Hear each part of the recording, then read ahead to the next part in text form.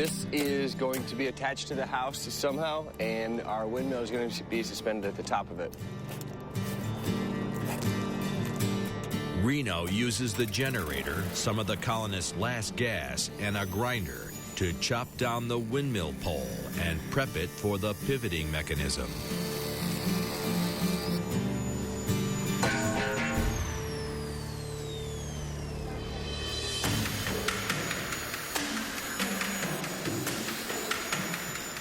Doesn't have to be perfect.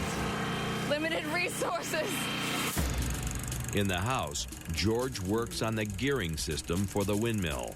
The electrical power we're going to be harnessing from an alternator of a car. The alternator of a car runs off of a pulley. We don't have very many pulley systems. We have 3 bikes. Instead of using pulleys, we'll use chains.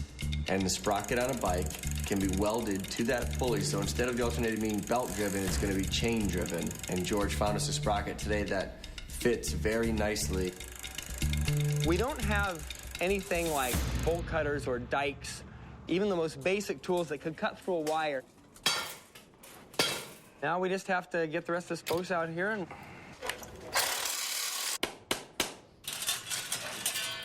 Finally! Success! Awesome. You want to see if it fits? Sure. Might need another one. Check it out. We might need another one. Might need a different one. Oh, great. That actually lines up. Perfect.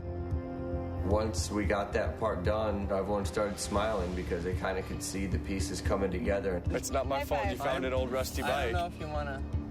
Okay. I appreciate it. Seriously, George. Reno continues work on the windmill.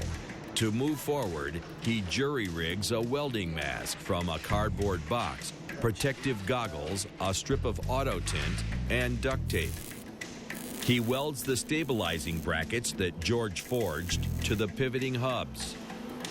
We're good to start beating on it.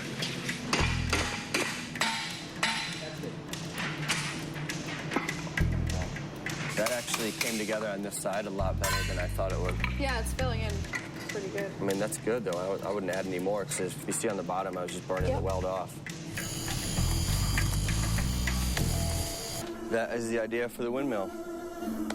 We're going to swivel it back. We have to bring it all the way, swing back, so we can get the top. After a traumatic event, many people will deal with it by immediately returning to their daily routines. One of the most common ways to manage an influx of emotions is to immerse yourself in work.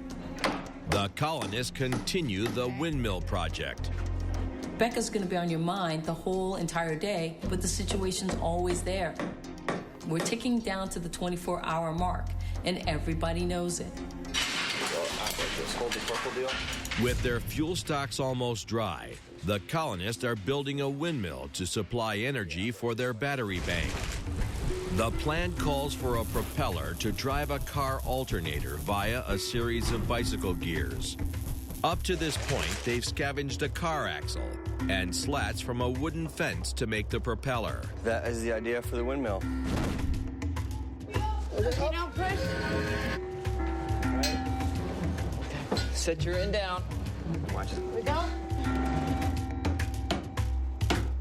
Retired contractor DeVille and logger Amber make a base on the second floor of the house to secure the 250-pound pole. How's it coming? It's actually coming pretty good. We already got it up here. Yeah. I'm gonna go and check it out. Damn it. I have to cut quite a bit off of this thing. I delegated responsibility today to other people to kind of get all hands on deck to finish the windmill project, and apparently I delegated into the wrong hands. DeVille was going to support the pole that our windmill is going on.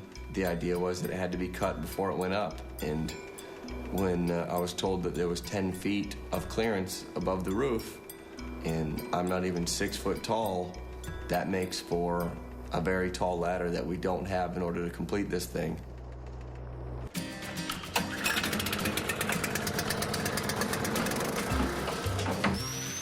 Using some of the remaining power from the generator, Amber takes a grinder to the pipe and cuts off 3.5 feet. Yeah, it's good. Now all we gotta do is straighten it back up. And we already got our mark on the floor, Got a mark on the floor. so we know where it goes. That's it. In the VOPA tent, Reno is ready to make the final pieces of the windmill. 3 days earlier, Reno and Becca found copper pipes in the pizzeria. Now, Sally and Reno arrange the windmill blades onto a frame made from the pipes. Sally begins to assemble the rest of the power head, the windmill's pivoting and rotating mechanism. Gears and chains taken from 2 bicycles will connect the spinning windmill blades to the alternator. We want this to be spinning as fast as it can. So we're going to go the largest gear to the smallest gear. And if we find out that our windmill is more powerful than we expected, it's spinning too fast, we can always gear it down.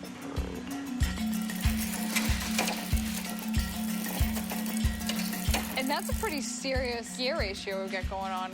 Because one rotation, One full we're looking rotation. at, I can't even count that. And this thing's gonna be humming. A windmill turns anywhere from tens to hundreds of times per minute. But an alternator is designed to operate when it's turning 1,000 revolutions per minute. So you have to gear up the number of turns of the windmill in order to properly drive the alternator.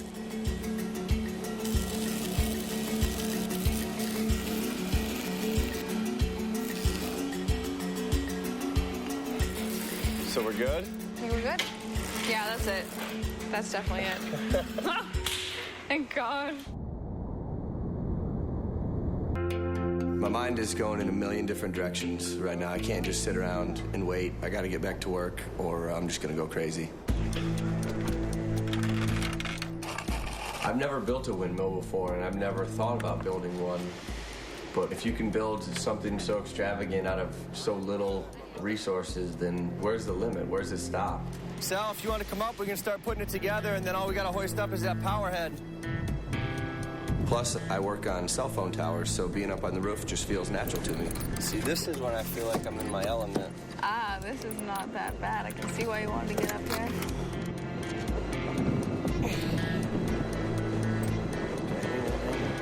Nice. Nice. Look Now. at that. Let's get welding.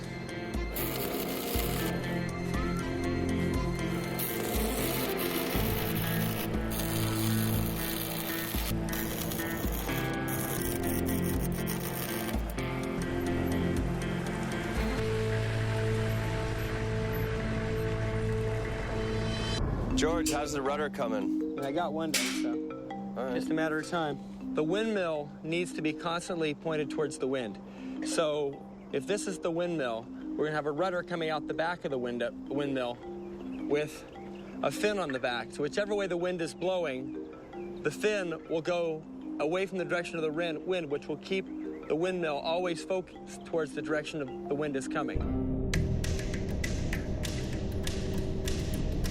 The airplane wreckage the colonists found near the bayou lies in the northeast corner of the compound. Looks like there's 3 of them here that would work for what we're doing. Which one do you want? I don't know, I mean, I think we should just go for the smallest one. It's the easiest one to get to. All right, we're loose. Let's get out of here. George attaches the airplane fin to the end of the steel frame with fencing wire. You can grab the front, too. And all the pieces of the windmill are complete.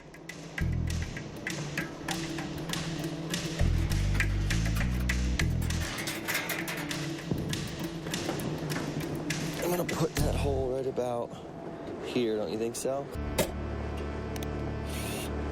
The windmill's nearly done. We need to get the electricity from the windmill down to the battery bank on the ground floor. These wires are gonna hardwire from the roof potentially all the way down to the ground so we can hook them up to the batteries and get charge off the alternator hooked up to the windmill. We are running out of fuels across the board. So a lot of hope is going into the windmill. And we're cutting it so close. There's really no room for error. If it doesn't work, then we've depleted our fuel doors for nothing. Is this hooked to the windmill upstairs? Yes. Okay. This is, you know how off the tractor there's basically like jumper cables coming off the alternator? Kind of the same idea. The alternator is hooked up on top of the windmill, generating power, sending down these cords, and these cords are running all the way down the pipe, all the way down from the second floor, and we're gonna put jumper cable ends on the end and just hook them up to our batteries, and then we just see if they're charging? See if they're charging. So, as long as the windmill is spinning, we'll always have power. Right. That is correct. Generate me.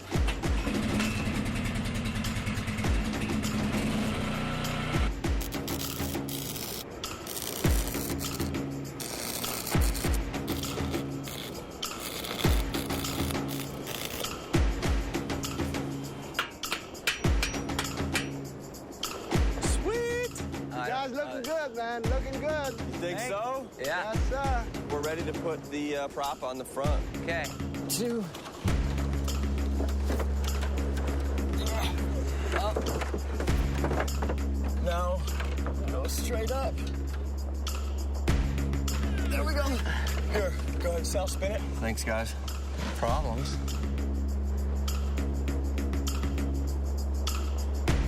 One car, 2 bikes, and a fence.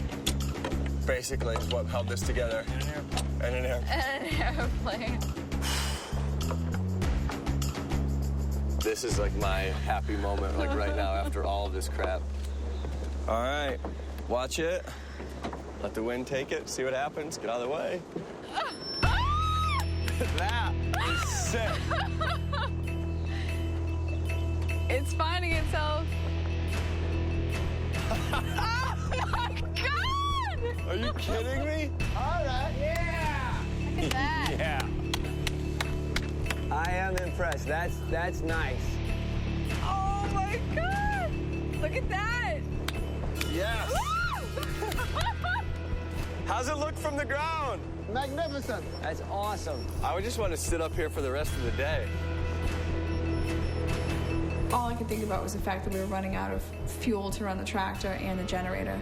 So to actually hear the wind come, hear the windmill spinning, I just felt like a huge weight had been lifted, and I have a lot more hope for our situation at this point. I can't stop smiling. I'm permagrin right now.